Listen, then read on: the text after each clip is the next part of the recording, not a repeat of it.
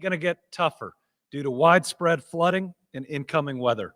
While we have dealt with parts of the flash flooding, we are now going to see riverbank flooding that's going to hit a number of our communities and hit them significantly. I want to thank the President for approving our emergency disaster declaration for Kentucky.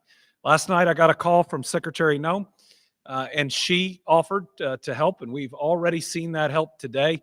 And the President signed off on our request as quickly as we have ever seen a President sign off on our request. So thank you to President Trump for his assistance. Now, federal resources are available for impacted areas, helping us to better respond and support affected Kentuckians. Where we are right now is in the emergency response phase. This is the search and rescue phase. And I am very proud of all the Kentuckians that are out there responding, putting their lives on the line to help others. As we are here 24 hours into this natural disaster, we've already seen over 1,000 rescues. That means there's 1,000 plus Kentuckians that are safe, primarily because of the swift water boat teams, as well as so many other responders that are out there. Unfortunately, this disaster is taking a toll in terms of human life. Even with the incredible response that we've seen, we can confirm that we've lost at least 8 Kentuckians due to this weather event. They include an adult male in Hart County that was related to a motor vehicle accident, an adult male in Pike County that is floodwater related, an adult female in Hart County, also floodwater related, and with her a child in Hart County, also floodwater related. Another adult male in Pike County, an adult female in Washington County, an adult male in Clay County. Those were all floodwater related. And then another fatality related to a motor vehicle accident in Nelson County. We believe this number is going to grow. We hope it doesn't grow quickly or grow much larger, but one way that you can help us out to ensure we have as few fatalities as possible is don't get on the roadways. Now, give time for the water to go down. So many of these fatalities were due to attempts to drive through water and through moving water. So folks, stay off the roads right now and stay alive. We need your help. Today, we just got another 1/2 to 1 inch of precipitation, depending on where in the state you were. This was on top of all of the original projections. That was a mix of rain and snow. We may see some additional light and scattered snow across the Commonwealth today. There's another small system moving towards us, but shouldn't be as significant as what we have already seen or like yesterday. More concerning are wind gusts of 30 to 40 miles an hour, especially for central and eastern Kentucky. Think about how wet the ground is. These gusts mean that we could have trees come down and limbs come down, and we're seeing that in our power numbers. We expect isolated tree damage, uproots, and power outages because of the wind. And it's going to get even more complicated. I'll talk at the end about how Tuesday night into Wednesday night, we're going to have another round of snow that is going to dump at least 1 inch and maybe up to 6 to 8 inches on parts of Kentucky. That will cause significant disruption and closures, especially depending on where we are in dealing with this flood at that point. This emergency phase we're in is going to last at least a couple more days. That's the type of event we're dealing with, and we're going to be actively dealing with this flood for probably the next week in different parts of at least getting things cleaned up. When we look at our operational teams, local swiftwater teams were pre-positioned throughout the state. They started rescues immediately, and they are continuing it. We now have a USART team that is here in the EOC with us, and it has been a great addition. 19 active state swiftwater teams are currently in operation. Many of them are in eastern Kentucky, but they've made rescues in multiple counties. They have worked throughout the night. They are exhausted, but they continue to go out and make rescue after rescue after rescue. We also have federal USAR teams from Indiana, Ohio, and Tennessee that are either operating or they're on their way. So thank you to those jurisdictions for lending a hand in our time of need. Power outages right now, 39,315. That's as of this second. That's actually gone down a little bit. We were over 40,000 earlier in the day. We are seeing our water outages go up. That's normal. And with this riverbank flooding, that's going to create a lot of pressure on these systems. It's going to cause a lot of pipe and line bursts. So we're going to have some significant water damage, just like we did in 22 and the flood in 21. Right now, 9,800 service connections are without water across Kentucky. 26,000 service connections are under a boil water advisory. 2 wastewater systems are not operational. One of those is still underwater, and we're going to have to wait until that recedes to get that back up and going. 21 wastewater systems are under limited operation. 9 wastewater plants are experiencing bypasses. 6 systems are experiencing discharge from portions of their collection systems. So if you look at that, you look at the number of people we've already lost and the damage, this is one of the most serious weather events we've dealt with in at least a decade. We've certainly had our share, and this is another significant one. We want to make sure that we remind people of when to call 911. Our 911 lines have been flooded because there have been real emergencies, but we need them open for real emergencies. So only call 911 if you have an emergency or life-threatening situation. If you do, you make sure you call it. And we've had a bunch of amazing telecommunicators, both from KSP and in our locations, helping to direct resources to people who need help. Rapid needs assessment. If you have immediate needs, but they're not life-threatening, don't call 911. Complete the rapid needs assessment form, which is online, or call the following number, 502-607-6665. This is when you have needs that include your power being out, no heat, individuals with medical needs or disabilities that are not life-threatening. If you are worried about the amount of food you have or you're unable to cook, these are all the types of situations where you call this number, 502-607-6665. We're going to be doing rescues of people whose lives are in danger for at least the next 24 hours. So remember, we need 911 for those people, and we need others to call 502-607-6665. Again, if you're worried about your power, no heat, you have medical needs or disabilities, no food or unable to cook, no or very little drinking water. If you're unable to leave the house because of the water, again, don't call 911 if it's not coming up into your house. Call 502-607-6665. Emergency prescription refills. This is going to be a need, especially in Eastern Kentucky. I signed an executive order that is going to allow Kentucky pharmacists to dispense emergency 30-day refills. FEMA is now on site. FEMA is deployed and is arriving as we see them. And we've actually welcomed Jeremy Slinker back. He was our emergency management director during some of our other most difficult times. He is now the FEMA Federal Coordinating Officer. We're really lucky that the guy who came back to help us in Kentucky has helped us a whole lot in Kentucky. He knows our capabilities. He also knows the types of FEMA resources that will help us the most amplify our response. The Kentucky National Guard, as of 9 a.m. this morning, the Guard has 146 soldiers and airmen actively responding to the ongoing emergency across the Commonwealth. We are grateful for them. The Guard response teams are either pre-positioned or currently supporting Kentucky emergency management missions in up to 16 counties. If somebody needs to get that, feel free if it's important. The majority of these teams are high axle vehicle crews. These are specialized units equipped to reach and rescue Kentucky citizens in areas where rising water has made standard vehicles unreachable. The Kentucky National Guard stands ready and will work closely with emergency management to anticipate needs, deploy resources, and ensure the right teams are in place. As always, we thank the Guard for their work.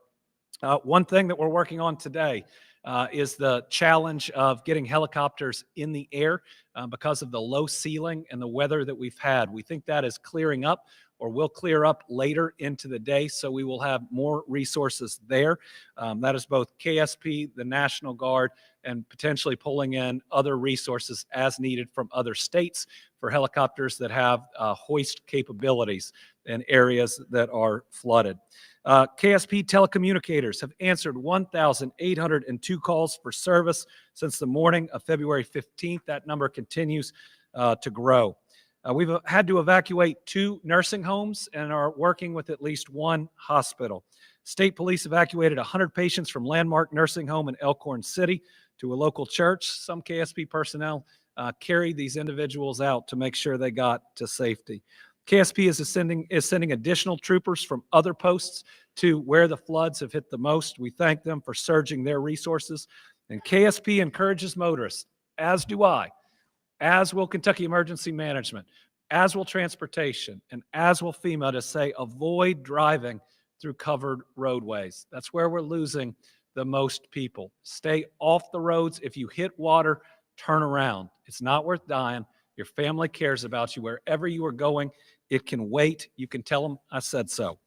Even 6 inches of water can be dangerous. We keep saying turn around, don't drown. We've opened up some of our state parks. We currently have 142 people being housed at the parks. Jenny Wiley State Park is full at the moment with 86 adults, 56 children. I think we have about 20 pets that are there too. We have availability at Pine Mountain. We think Bell is going to get more water. Cumberland Falls and Natural Bridge. We are unable to open Buckhorn in Perry County right now because of road conditions. I hope to be able to get that up and operational if needed over the next day to 2. The Transportation Cabinet have more than 2,000 state high water crew members that have responded in all 120 counties. The biggest challenge of this event is it's everywhere. When the secretary called me last night and said, where are you most concerned about? I said, this event is hitting all 120 counties. So where we had to pre-position assets was in every part of our state, and flooding is still possible around many, many rivers in our state all across. This may be a record, but portions of more than 300 state roads and federal roads are currently blocked due to flooding, slides, or damage. Again, that means we have this type of damage and disruption statewide. Many more have standing water in parts of driving lanes or from runoff. Flood and slide impacts are concentrated in western Kentucky, along our southern border, and in southeast Kentucky. A few roads are closed due to flood walls going up. That's Main Street in Harlan, in Pike County near Williamson, West Virginia, and Catlettsburg in Boyd County. The Panbowl Lake area in Jackson, we have had to evacuate at least 2 different times in the past. There was concern that it might need to be again. It looks like it is stable, thank goodness. But thank you to Mayor Thomas in Jackson and that whole crew that responds so well to the Breathitt County Judge and Fiscal Court. Thank you for your work. Avoid travel if at all possible today. Give our crews time to work. They are safer in their bigger vehicles if you are not on the road. And remember, the same flood fighters are also our snow fighters. So the reason that when we're getting this snow, that it is sticking to the roads is our people have been out battling the floods. And that's why you can't pre-treat roads that the water would have washed away anyways. If travel is critical, remember, go really slow. Take your time. Avoid standing water. Be really, really careful. Otherwise, numerous trees are down. Some employees are cut off from reporting to maintenance facilities. Some facilities are without power in eastern Kentucky. Letcher County maintenance facility is flooded, and Pike County's gotten hit really, really, really hard. Talked to Ray Jones, their county judge executive, yesterday. We got a lot of resources there and helping, but they're also doing a great job with their local emergency management. Hundreds of rescues have occurred in Pike County alone. They didn't get the worst of 2022. It appears that they're getting the worst of this 2025 flooding. We have 12 emergency shelters open. They are in Breathitt, Harlan, Knott, Lawrence, Leslie, Letcher, Martin, Magoffin, and Wolfe counties. We have some state parks that have closings because of the weather. Nolan Lake, Paintsville Lake, Fort Boonesboro, Cumberland Falls gift shop overlook and viewing platforms that are unsafe, and Blue Licks Battlefield trails. Blue Licks Battlefield, the gates that allow access to River Road have been locked and the trails have been closed.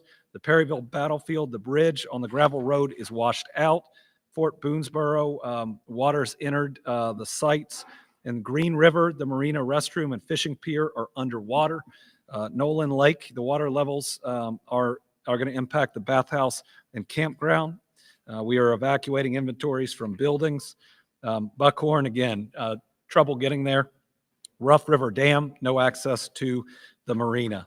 When we look at our Department of Corrections, Southeast State Correctional Complex, which is located in Wheelwright, are under a boil water advisory. Southeast State Correctional Complex, Western Kentucky Correctional Complex, and the Bell County Forestry Camp have reported substantial flooding on the grounds.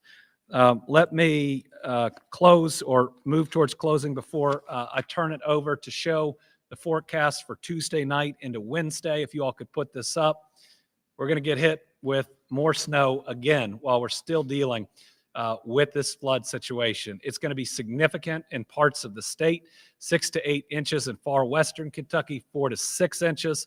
As you move into central Kentucky, thankfully, it looks like the east will get less, but these forecasts can change, and where the snow will hit moves as we get closer and closer to it. Let me just say the National Weather Service is a critical partner in our response to all of these events. We need a well-funded National Weather Service. We should know that in Kentucky more than anyone. And thank you to all of our meteorologists who help us out and who help me out. I'm going to turn it over now to Eric Gibson, who is doing a incredible job heading emergency management. We're in the EOC right now. We're at level 1. This is all hands on deck. A lot of people that are around us haven't slept. They are working for you. They care about you. They show up in our toughest times and they give it their very best. So we've got to make sure that we appreciate them. If you're their family watching, hug them when they get home and are taking a break. Lift their spirits because we need them back in here because we're going to be at this for several days. Turning it over to Director Gibson. Thank you very much, Governor, for all the work that you've put into this and giving a good update on the status of things that are going on across the Commonwealth. And we take this time just to begin this conference. The part that I want to talk about is just thanking all those local officials out there. I've spoken to so many of you all throughout this event, their county emergency managers, the judges, the mayors, the work that you all have put in. I've heard about it continuously, and I want to say thank you for the work that you're doing. We're here to support you. We're at this level 1 for you. We're there to make sure that we can give you the resources that you need. Keep those requests coming in. We'll keep doing our very best to send you what you need. We understand that it is a very changing situation as this event is unfolding. And we know that this is more of a long duration event than some of the ones that we've experienced in the past. This event will continue for several more days. The rivers are still going to rise as the Weather Service is reporting to us. We continue to see that the levels down the Kentucky River, the Green River, still have a ways to go before they hit the crest. Knowing that, there are still work projects that we'll be doing with our swiftwater teams and also our regular boat teams that can get to the flood inundated areas to provide some relief to the people that are beyond those waters. So if you need assistance and you need help, send that through your local 911 center. They'll send that up to us through the local emergency manager or the area manager, and we will do our very best to get you what you need. If that's a swiftwater team that provides assistance, if it's a high-wheel vehicle from our National Guard partners, or if that's one of the flood crews from Fish and Wildlife, we have plenty of resources available. We have tasked Indiana, Ohio, North Carolina, Tennessee with bringing in additional boat teams, swiftwater teams, as the governor's already mentioned. So there are resources still inbound to Kentucky based on this federal declaration that we were able to work through the night and get signed. So that has opened the door for some federal assistance, and those teams are coming in. So I want the county officials to hear this. If there's any way I can communicate to them any better, is to let us know your needs. Let us find a way to help you through this situation. We're here for you all. This center's been full since the beginning of this event, and thanks to all the staff that are in here with me today.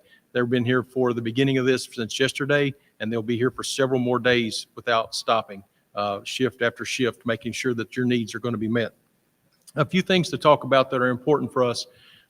Anytime there's an event like this, and people in Kentucky have a big heart, and we know they come with their donations in hand to find ways to help their fellow Kentuckians. At this time, we're so early in this event, it's fair for us to say that our distribution centers or those receiving centers are not open for those donations yet. We have water inbound. Emergency management always has a stockpile of water to meet those immediate needs for our counties. We have several semi-loads of water coming in from FEMA due to this declaration, and some MRE or some meals that are ready to eat are coming inbound. So we know that we have some immediate resources coming in. We have immediate resources on hand, and we do not have those distribution centers open yet. And so when we don't have, that's just taken away from some of the other ongoing urgent missions that are coming in. So if you're willing to donate, we appreciate that very much. But at this time, it's very difficult for us to receive those things as we're still doing life-saving measures for our citizens across the state. So just want to make sure I get a chance to say that. Thank you for your goodwill. At this time, it is very difficult for us to manage those donations as we continue to grow this event into county after county of response. A few other quick things. The emergency declaration that was signed overnight will lead us down the path to request the additional declaration, the full declaration for a major incident. By doing that, that's when the rest of the declaration process that you're familiar with comes in. That's that damage assessment process. That's the longer process of writing the full impact of this story to our governor, who will then petition the White House on our behalf for that full major declaration request, which will turn on the rest of those resources.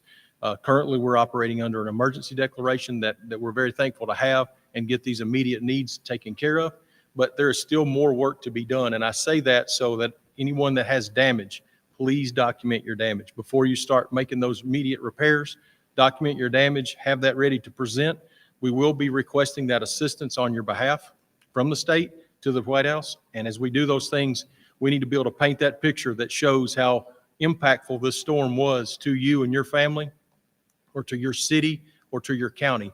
And that process is very difficult. So document well, and as we'll be coming through and collecting those damage assessments after this event, after the rescue moves into recovery, we'll start that recovery process, and there will be a typical process of damage assessments, doing those things that are needed to take care of you in the long haul.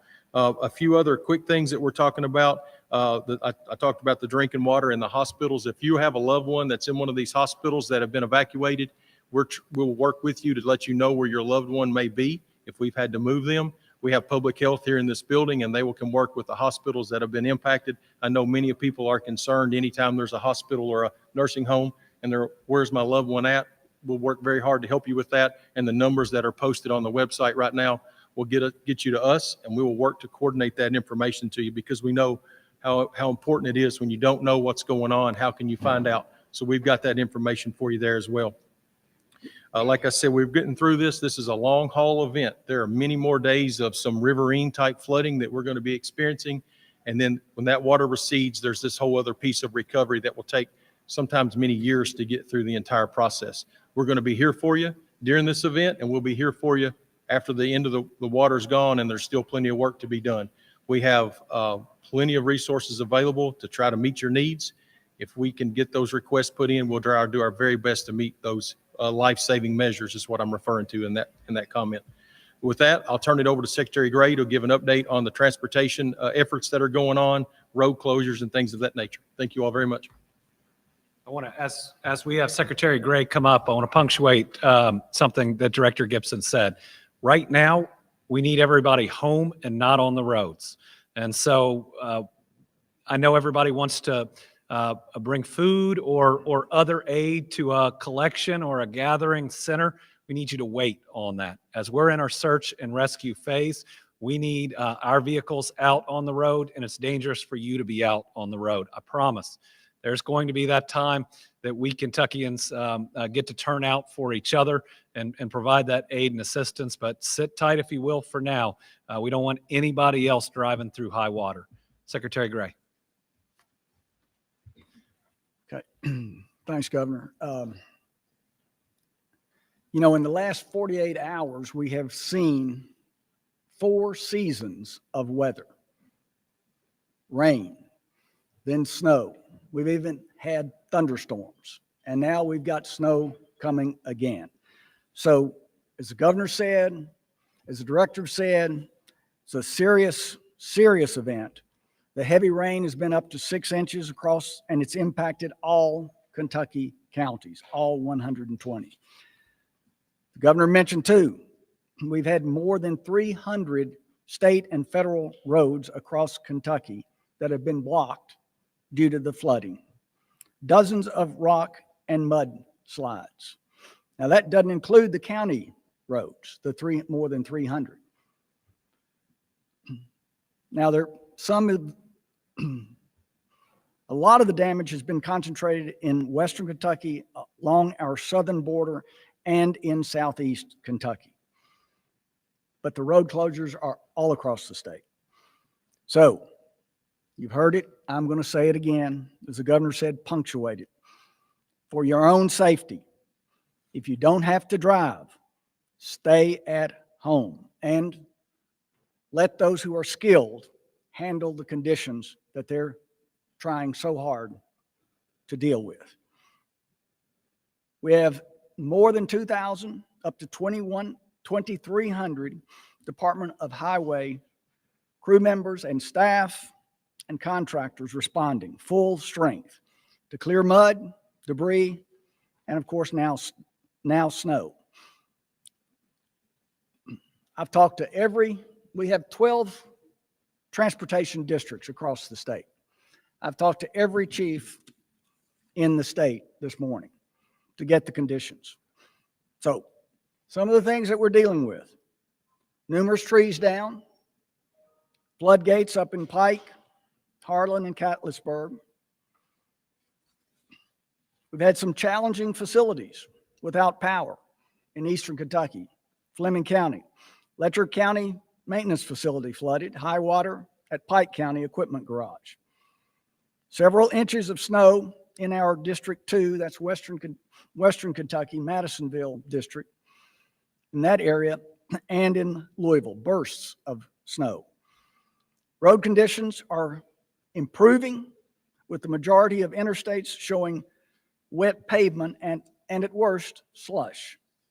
Traffic is actually helping knock down the snow to wet pavement.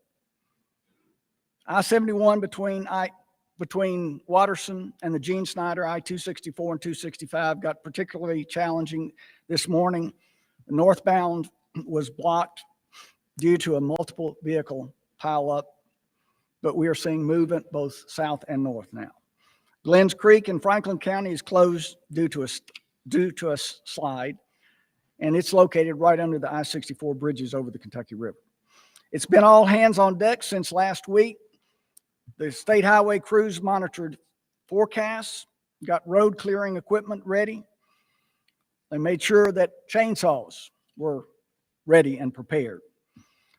They prepared signs and barricades to help Kentuckians stay safe. So remember, 300 closures, you need warnings. So our crews have been doing that. They responded all day and into the night on Saturday, placing high water signs, clearing mudslides and rock slides from travel lanes. So we're continuing to respond, and we are, as the Director Gibson said, we are now assessing the situation as the floodwaters recede for the damage that's occurred. We do know that some pavement has been damaged due to slips and slides. So our engineers will assess, and we will work to repair and reopen just as quickly as possible. Still, road closures in nearly every county in the state due to flooding. And this will be an ever-changing situation as the floods make their way north to the Ohio River. I'm going to talk about the coming weather conditions in a minute. Now, in fact. So it's not over yet. More snow is expected Tuesday and Wednesday. Low temperatures, more challenging. All crews will be on standby, ready to hit the roads to keep them passable. 2 to 6 inches possible, but drier toward the end of the week. As temperatures fall this week, the saturated soils freezing can result in additional rock falls. I was talking to our chief district engineer in District 9, Flemingsburg, Steve Gunnell, just about an hour ago about the receding waters, especially in eastern Kentucky. There can be more, after the waters recede, more water from challenging drainage conditions, from embankments, can actually come over the roads and then freeze. And it's very difficult to identify that. So this too is why caution and not driving unless necessary is urged.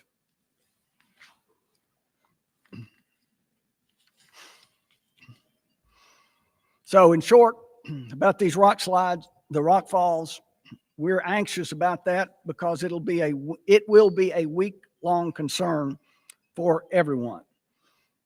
We urge everyone to stay weather alert by monitoring weather forecasts. We've got a website loaded with information and resources for winter driving. It's snowky.ky.gov. You'll find links to your local highway district there, social media accounts, so you can track the latest in your area. And remember too, you've heard this before, that power outages can cause dark traffic signals. Dark signals go out. So treat a dark signal as a 4-lane stop and flashing red signals as stop signs, and proceed with caution as flashing yellow signals. Finally, check traffic on a navigational app like Waze or on our website at goky.ky.gov. Okay, now I want to turn it over to Jeremy Slinker, who we all got used to saying director, the former director of KYEM, Kentucky Emergency Management, who's been a great ally, as the governor said, and a great partner. And he knows Kentucky. And now he is the federal coordinating officer for FEMA. Jeremy.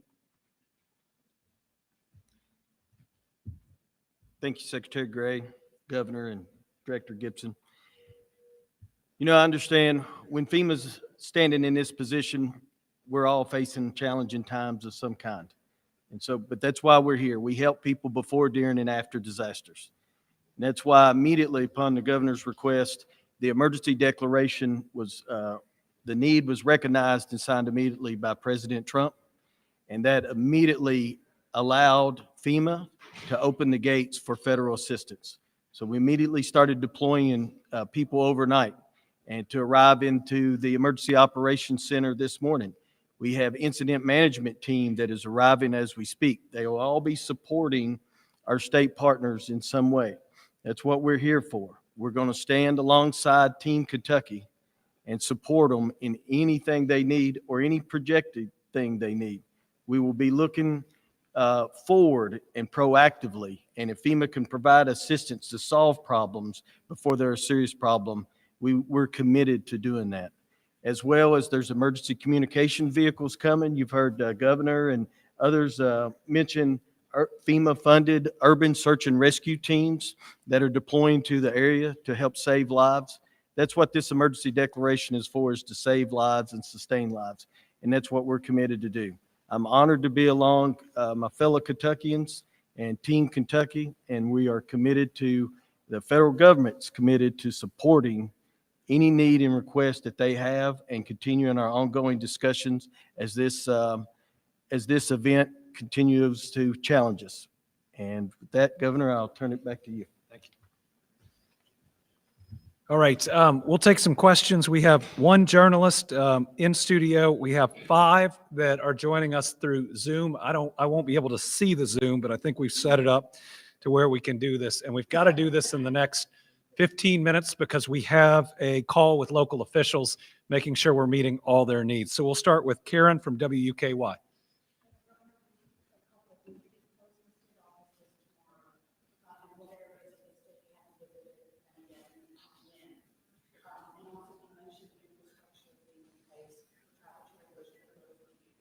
Yes, so tomorrow we're not in, are we, for President's Day? We're here. You all are here. We haven't made a call on state office buildings yet. We're certainly going to be looking especially at Franklin County, where we got about 11,000 people that either live here or come to work. The infrastructure is still there for travel trailers. I think we still have several dozen travel trailers if needed. Still too early to decide if they're going to be deployed. And what we'll need to see is the 2022 flood and the 2021 tornadoes just destroyed homes. They didn't somewhat damage them, they destroyed them. Right now, we're not necessarily seeing that level of event all across Kentucky, but we may in some regions. Pike County is getting hit pretty hard. I know I will be traveling. It'll be when it's most effective to help people, and it doesn't get in the way of any of these USAR teams that are so critically important. Okay, next we have Alex from WHAS on the Zoom. Governor Beshear, from last night through today, we're seeing emergency response vehicles also getting stuck and submerged in these floodwaters. Can you speak on the toll that these conditions are taking on our emergency personnel so far? These have been really challenging conditions. They have taken out some of our emergency response vehicles, both statewide and locally. And what that means is we've had to proceed with caution. We want all of our first responders to be safe. We have some teams that are great boat teams, but aren't swiftwater boat teams. And so they are waiting until the current lessons, and then they're able to use their training. But we've got hundreds of first responders that haven't slept and are still out there saving people. Their lives are in danger every single time they go out to help. So give them a lot of room on the roadways.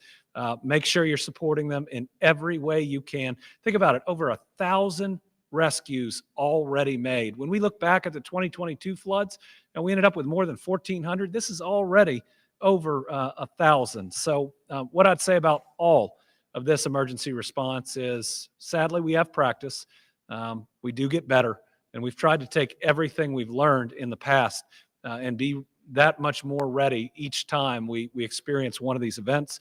And I think we're certainly seeing that in this emergency response phase. I don't think anybody does it better than Kentucky in the way that we bring all these different groups, from the Guard to KSP to all the USAR teams to all our local first responders. It is truly just one unit working throughout Kentucky to help our people. Janice from News Nation. Good afternoon, Governor. In light of the increasing frequency of severe weather events, can you tell us what long-term strategies are possibly being considered to mitigate future flood risks?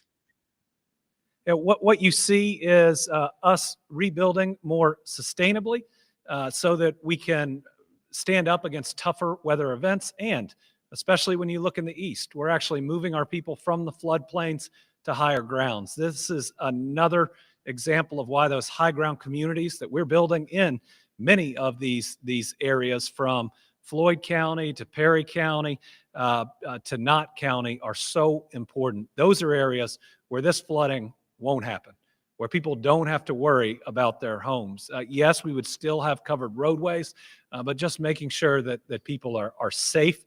And it's one of the most ambitious, I think, rebuilds from 2022 that the country's ever seen, but we don't want our people facing this over and over and over again.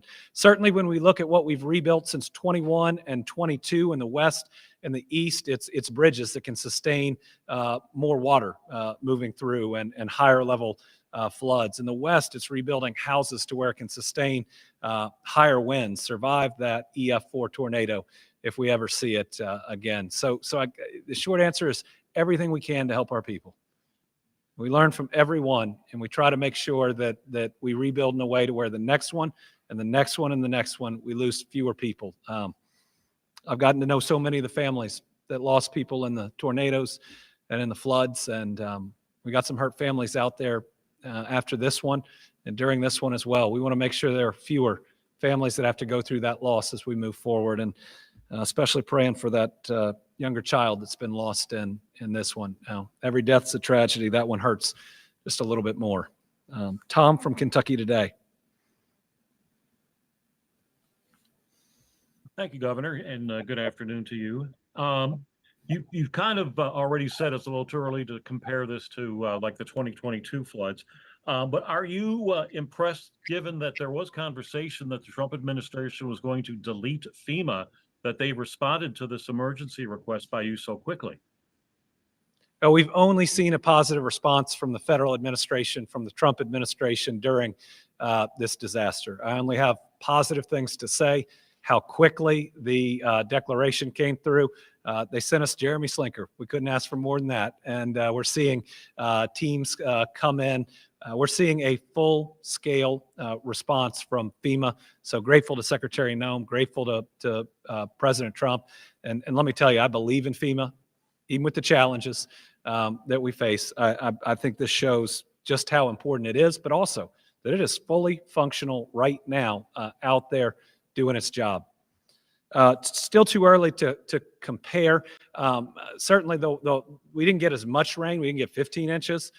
We didn't see the level of flooding that we saw in Breathitt and in, at least not yet, in Perry and so many other areas. But the difference between the 2022 flooding and this is it hit the whole state. I mean, we have flooding in Western Kentucky, we have flooding in Eastern Kentucky. So when we ultimately look at the overall damage caused, it might be more comparable in the end than we think. But this one, thankfully, we're with the response that we have. While there will be damage statewide, outside of what we're seeing in Pike right now and what we're maybe a little worried about in Estill later, we're not seeing the same level of damage. Kirsten from Wave. Good afternoon. Thank you. Just with the busy winter season that we've had with, snow last month and then this storm, how are crews keeping up, our road crews, everything? How is everyone keeping their morale? And obviously we still have spring to go into after this. That is a great question. Our road crews, just like our other responders, but our road crews have been working overtime all winter long. We have had storm after storm after storm, and that might, to some of us who aren't on a road crew, we'd say, oh, we're so tired of this difficult weather. We can't wait to get to spring, which I hope has much less rain than we just saw. But the road crews have been out there over and over, never complaining, trying to make it as safe as they can for us. And we need to do two things. Number one, we need to thank them. But number two, we need to keep them safe.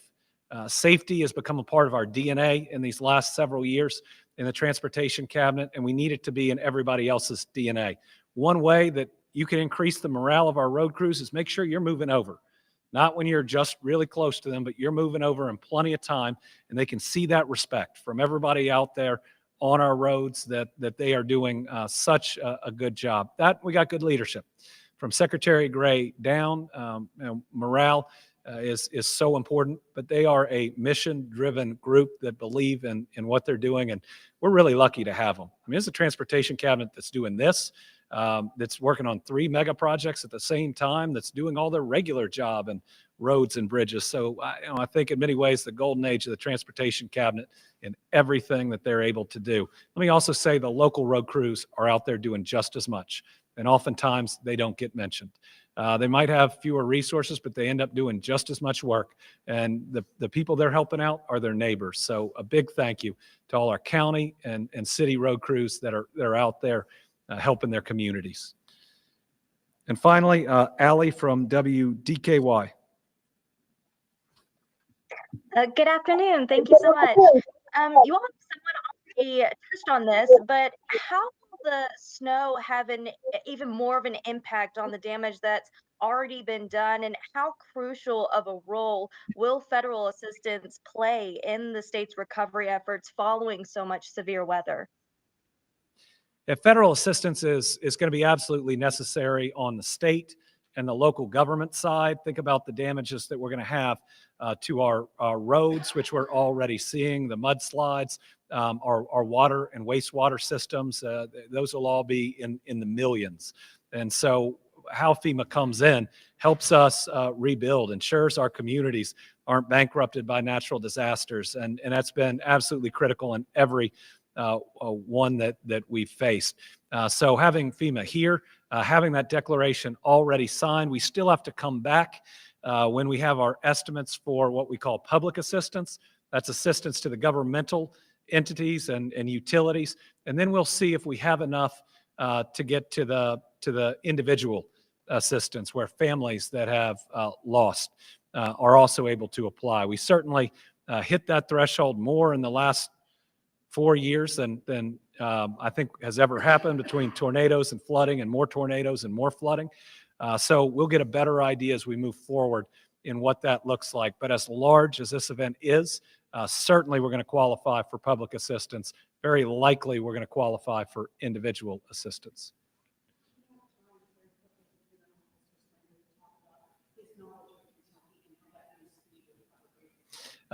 Sure. Our last question deals with Jeremy rejoining us from FEMA. I remember when he called me to say he was going to FEMA. I thought that was a loss for Kentucky, but a great gain for FEMA. And then when he told me that he would be in our region, and there might well be a day where he was the FEMA contact that would come and help us, I saw it as a great asset that could really help. And here he is. His knowledge, knowing how we work, even though we've added on some really important pieces, knowing what our capabilities are, and then knowing all the FEMA capabilities give us the best way to coordinate, to make sure we have all our assets working to their maximum, that we're not duplicating at all, and his connections that he's made sense with other states and the specific teams. I think we know we're getting the best. You want to add anything to that, or did I brag on you enough? Okay. He doesn't even work for me anymore, and I'm still bragging on him. To everybody out there, while that may be ending on a humorous note, this has been tough, and it's going to continue to be tough.